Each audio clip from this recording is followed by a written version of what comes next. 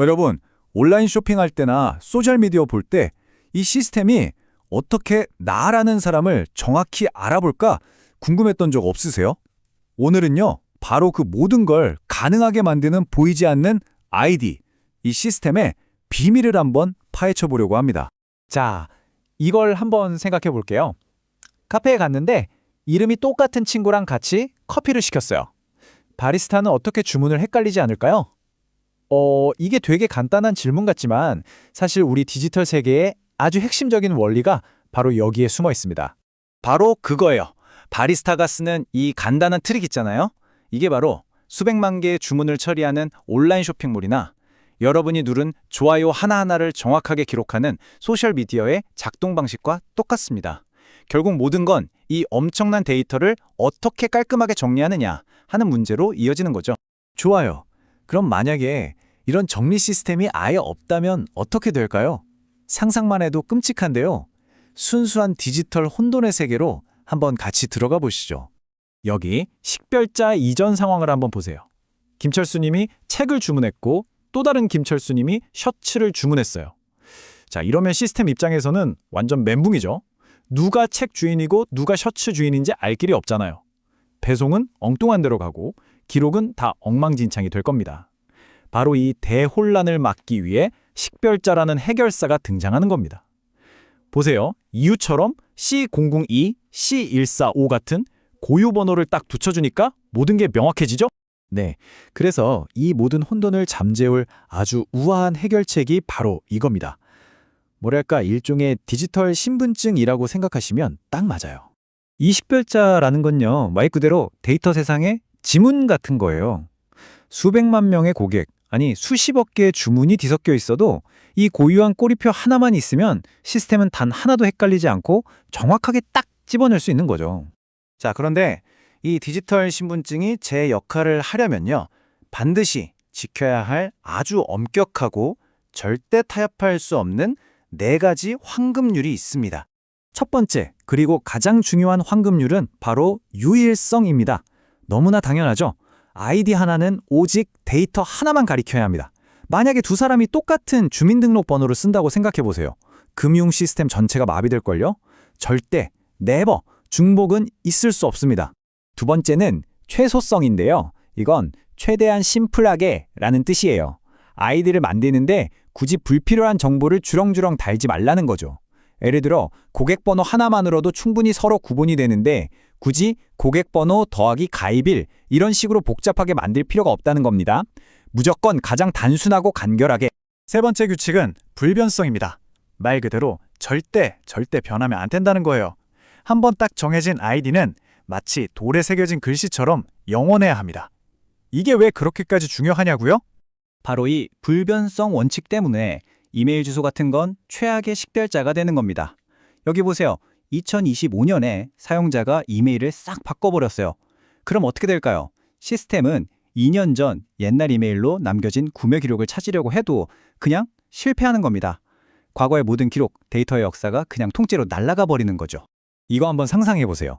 만약 여러분의 주민등록번호가 몇 년마다 바뀐다면 은행이나 정부가 여러분의 기록을 제대로 관리할 수 있을까요? 불가능하겠죠. 이렇게 바뀔 수 있는 아이디는 데이터의 연결고리를 끊어버리고 결국 엄청난 혼란을 만들게 됩니다. 자, 그리고 마지막 4번째 규칙, 존재성입니다. 이건 간단해요. 아이디가 비어있으면 안 된다는 겁니다. 시스템에 들어온 모든 데이터는 예외 없이 무조건 반드시 아이디를 가져야 합니다. 이름 없는 유령 같은 데이터는 존재할 수 없다는 거죠. 자, 이렇게 4가지 황금률을 모두 지키는 식별자들, 얘네들도 가만 보면 그 출신 성분에 따라서 크게 2가지 종류로 나눌 수가 있어요. 한번 같이 살펴볼까요? 먼저 본질 식별자라는 게 있어요. 이건 주민등록번호나 책의 ISBN처럼 실제 세상에 이미 존재하고 그 자체로 의미가 있는 번호들을 말해요. 반면에 인조 식별자는요, 시스템이 순전히 데이터를 구분하려고 임의로 인공적으로 만들어낸 번호예요. C001, C002처럼요. 이 번호 자체는 아무런 의미가 없죠. 그런데 여기서 정말 재미있는 점이 있어요. 요즘 시스템들은 의미가 있는 본질 식별자보다 아무 의미도 없는 이 인조 식별자를 압도적으로 더 좋아한다는 거예요. 왜 그럴까요? 바로 불변성 때문입니다. 본질 식별자는 혹시라도 바뀔 가능성이 있지만 시스템이 만든 인조 식별자는 절대 변할 일이 없거든요. 이 안정성이라는 장점 하나가 다른 모든 단점을 그냥 이겨버리는 겁니다. 그리고 시스템 안에서는 이 아이디들도 역할을 나눠요.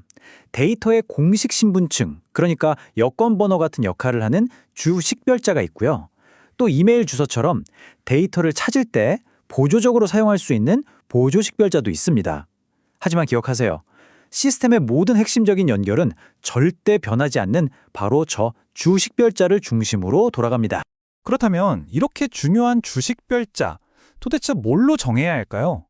당연히 아무거나 고르면 안 되겠죠. 시스템을 설계할 때 따르는 아주 명확한 기준들이 있습니다. 규칙들을 보면요, 결국 핵심은 딱 두 가지예요. 안정성과 단순성. 그래서 이름이나 설명처럼 길고 또 바뀔 가능성이 있는 정보는 주식별자로 절대 쓰지 않는 거고요. 만약 마땅한 게 없으면 그냥 시스템이 인조식별자를 새로 만들어 버리는 게 최고라는 거죠. 자, 지금까지는 데이터 하나하나에 이름표를 붙여주는 법을 봤어요. 근데 이제부터가 진짜 마법이 시작됩니다. 이 식별자들이 어떻게 흩어져 있는 데이터라는 점들을 하나로 쭉 연결해서 의미 있는 거대한 그림을 만들어내는지 한번 보시죠. 원리는 이렇습니다. 고객 테이블에 C123이라는 아이디를 가진 김철수 님이 있죠. 이분이 책을 주문하면 주문 테이블에 그 주문 정보가 기록되면서 이 주문은 C123 고객님의 것입니다 라는 꼬리표가 함께 붙는 거예요. 바로 이 고객 아이디 C123이 고객 정보와 주문 정보를 연결해주는 강력한 다리 역할을 하는 거죠. 이제 시스템은 이 주문이 누구의 것인지 영원히 잊지 않게 됩니다. 그리고 이 연결에도 강약이 있어요. 식별 관계는 아주 끈끈한 관계예요. 주문이 없으면 주문 항목도 존재할 수 없는 것처럼 부모 데이터가 사라지면 자식 데이터도 함께 사라지는 운명 공동체죠. 반면에 비식별 관계는 좀 더 독립적이에요. 부서가 사라져도 직원은 다른 부서로 갈 수 있는 것처럼요. 그냥 참고만 하는 느슨한 관계라고 할 수 있습니다. 결국 핵심은 이겁니다. 우리 눈에는 잘 보이지 않는 이 단순하고 고유한 식별자. 이게 바로 수조 개의 데이터 조각들을 엮어주는 실과 같은 역할을 하는 거예요. 혼돈 그 자체였던 데이터 덩어리를 서로 연결되고 소통하는 지능적인 시스템으로 바꿔놓는 거죠. 그러니까 여러분이 무심코 누르는 클릭 하나, 탭 하나가 모두 이 식별자에 의해 기록되고 연결되고 있다는 뜻입니다. 다음에 로그인하거나 뭔가를 구매할 때 한번 떠올려 보세요. 이 보이지 않는 아이디들이 만들어내고 있는 여러분의 디지털 흔적은 과연 여러분에 대해 어떤 이야기를 들려주고 있을까요?